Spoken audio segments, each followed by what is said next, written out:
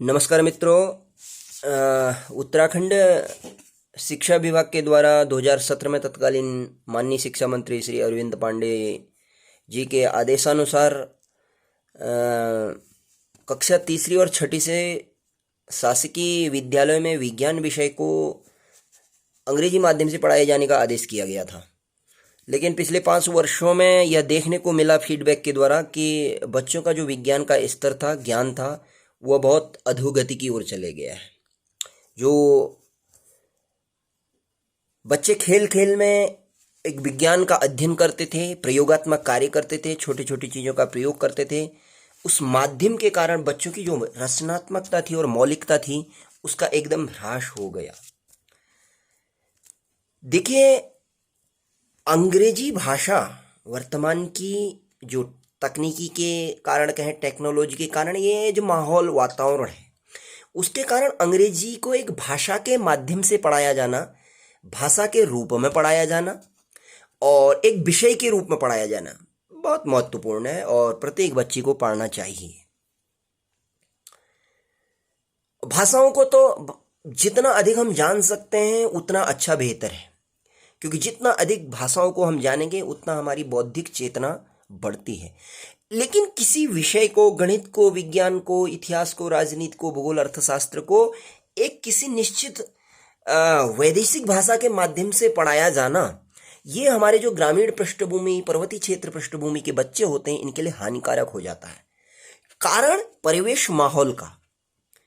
6 घंटे विद्यालय के परिवेश में बच्चा रहता है तो वहाँ पर उसको किसी दूसरी भाषा माध्यम से पढ़ाया जाना है तो वहाँ पे शिक्षक माहौल बना सकता है। लेकिन उसके बाद जो 18 घंटे का माहौल होता है, परिवेश होता है, वो बच्चे का मातृभाषा में गुजर रहा होता है, तो वो उस विषय की जो बारीकियाँ होती हैं, विषय की जो मौलिकताएं होती हैं, मूल ज्ञान होता है, उसका अधिगम नहीं कर पाता है। जिसका परिणाम यहाँ उत्तराखंड शिक्षा विभाग को भी देखने को मिला कि विज्ञान का स्तर बच्चों का बहुत नीचे की ओर गया।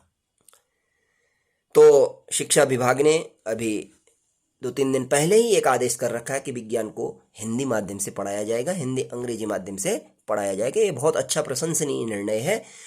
कभी भी आज का जो विज्ञान शिक्षक है एक माध्यमिक स्तर से, क्या उस विज्ञान शिक्षक से पूछिए कि क्या कभी आप हिंदी भाषा के माध्यम से पढ़े थे विज्ञान को? क्या कभी आपको हिंदी या अंग्रेजी माध्यम से पढ़ने या पढ़ाने में कोई ऐसी कमी महसूस हुई कि मैंने हिंदी माध्यम से पढ़ा था तो मैं विज्ञान को नहीं समझ पाया? वो यही कहेगा कि मैं विज्ञान को हिंदी माध्यम से और बेहतर तरीके से समझा था अपने समय में, और मैं आज अपने बच्चों को भी बेहतर तरीके से समझा सकता हूँ। कारण क्या है? उसने मातृभाषा के माध्यम से अध्ययन किया। और अंग्रेजी तो एक सरल, सिंपल सी भाषा है, उसको सीखना एक लैंग्वेज के रूप में बहुत सरल है। लेकिन जब किसी विषय पे उसका माध्यम डाल दिया जाता है, थोप दिया जाता है, तो वो बच्चे के लिए नुकसानदायक हो जाता है, क्योंकि परिवेश में वो शब्द नहीं चल रहे होते हैं और बच्चे की जो रचनात्मकता, मौलिकता है, उसका ह्रास हो जाता है। भारतीय संविधान का अनुच्छेद 350 भी यही निर्देश करता है, इसी कारण निर्देश करता है कि हमें अपनी प्राथमिक शिक्षा, 8वीं तक की शिक्षा बच्चे को मातृभाषा के माध्यम से दी जानी चाहिए। देश में पता नहीं किस नियम के तहत, किस कानून के तहत इस प्रकार के गली गली मोहल्लों में वैदेशिक भाषा के माध्यम के विद्यालय खुलते गए। पता नहीं सरकारों के द्वारा कौन से नियम लागू किए, ये मेरी समझ से परे हैं। तो लेकिन हमारे जितने भी शिक्षाविद हुए, भाषाविद हुए, जितने भी शिक्षा से संबंधित जानकारी रखने वाले महापुरुष है, हमारे महात्मा गांधी से लेकर के नीचे तक के जितने राजनेता हुए, सबके यही विचार थे। इवन हमारी जो नई शिक्षा नीतियां बनी, जो राष्ट्रीय शिक्षा आयोग थे, उन सभी का यही कहना था कि बच्चे को जो शिक्षा दी जाए वो माध्यमिक, जो मातृभाषा है, मातृभाषा के माध्यम से दी जाए। बच्चे की रचनात्मकता, मौलिकता, जो रिसर्च होता है, शोध प्रवृत्ति होती है, नेचर ऑफ रिसर्च, उसमें बच्चे की जो अभिवृत्ति है वो बढ़ती है और बच्चा कहीं न कहीं सपने में अपनी मातृभाषा के माध्यम से सोचता है और उसको प्रयोगात्मक रूप से क्रियान्वयन करता है, तो वो बहुत जल्दी सफलता को प्राप्त कर जाता है। तो कभी भी मैं नहीं समझता हूँ कि अब्दुल कलाम जी ने भी तमिल माध्यम से अपनी शिक्षा ग्रहण की थी। क्या अब्दुल कलाम जी कह सकते हैं कि अंग्रेजी के कारण मेरा विज्ञान कम रहा हो या कमी रही? वो तो धीरे धीरे जैसे जैसे हमारा बौद्धिक स्तर बढ़ता है वैसे वैसे भाषाओं की समझ बढ़ने लग जाती है।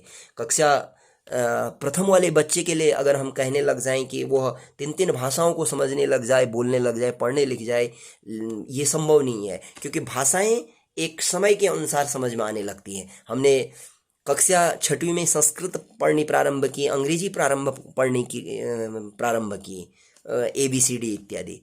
क्या आता था हमको? अंग्रेजी, संस्कृत में कुछ भी नहीं आता था, कुछ समझ ही नहीं थी। आज तो बच्चा कक्षा 1वीं से 3rd से इन भाषाओं को पढ़ रहा है। तो लेकिन वर्तमान में हमको कहीं भी भाषा के रूप में कहीं पे ऐसी कोई दिक्कत परेशानी नहीं महसूस होती है। तो एक जैसे जैसे हम आगे बढ़ते हैं वैसे वैसे हमारा जो मस्तिष्क प्रबुद्ध होता है, विकसित होता है, तो हम भाषाएं जल्दी जल्दी हमें समझ में आने लग जाती हैं।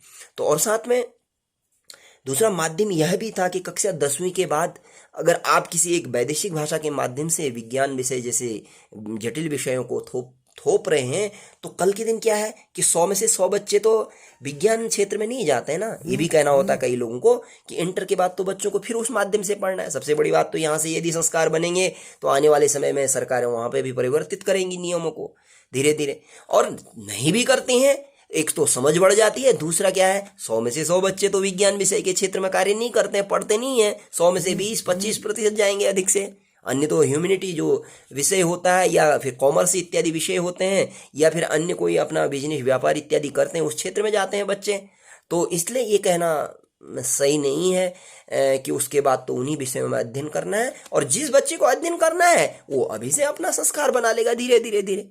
तो किंतु हमारे जो शिक्षा नीतियां कहती हैं, जो वर्तमान की नई शिक्षा नीति 2020 भी कह रही है कि भाई मातृभाषा को ज़्यादा बढ़ावा दिया जाए। उसका कारण ये है कि भावनाओं के साथ जुड़ा हुआ विषय मुद्दा है, इससे नहीं कि बच्चा उस चीज में समझ अच्छी रखता है, बच्चा अपने शिक्षक से प्रश्न कर पाता है, अपने अभिभावक से प्रश्न कर पाता है। जब वो उसका माध्यम ही दूसरा हो जाएगा, उसमें शब्द ही मुंह पे नहीं आएंगे, तो वो कैसे शिक्षक से पूछ पाएगा? वो भय करेगा ना कि भाई मैं किन शब्दों में पूछूं शिक्षक से। तो और शिक्षक भी जब पढ़ाएगा तो बच्चे की समझ में नहीं आएगा। ये दिक्कतें हैं, और इसमें विज्ञान शिक्षक भी हमारे बहुत सही महसूस नहीं कर पा रहे थे। ये जो माध्यम का मुद्दा था, तो मुझे लगता है अब विज्ञान हमारे सरकारी विद्यालयों में पुनः अच्छी प्रतिष्ठा की ओर जाएगी। पिछले 5 सालों में हमने विज्ञान की स्थिति, हमें भी बड़ा दुख होता था जब कक्षा के सबसे श्रेष्ठ बच्चा होता था, उसकी भी स्थिति को देख करके वो होता था। कारण था माध्यम। शिक्षक में किसी भी प्रकार की कोई कमी नहीं थी, और उसके परिवेश, उसका माहौल और उसके माध्यम के कारण विज्ञान की स्थिति अच्छी नहीं हो रही थी। और विज्ञान का फलना फूलना जरूरी है, विज्ञान को आगे जाना जरूरी है। विज्ञान हमारी वर्तमान की आवश्यकता है, और विज्ञान एक जीवन जीने की कला है, क्योंकि विज्ञान, ज्ञान से ही विज्ञान बना है। जितना भी दुनिया में अच्छा देखेंगे वो सब ज्ञान विज्ञान है, ज्ञान विज्ञान की महिमा है।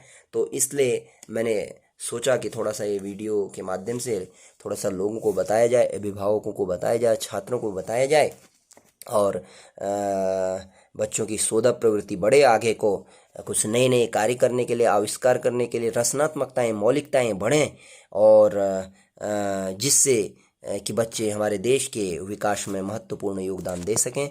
इन्हीं शब्दों के साथ मैं अपने इस छोटे से वीडियो को यहीं पर समाप्त करता हूं।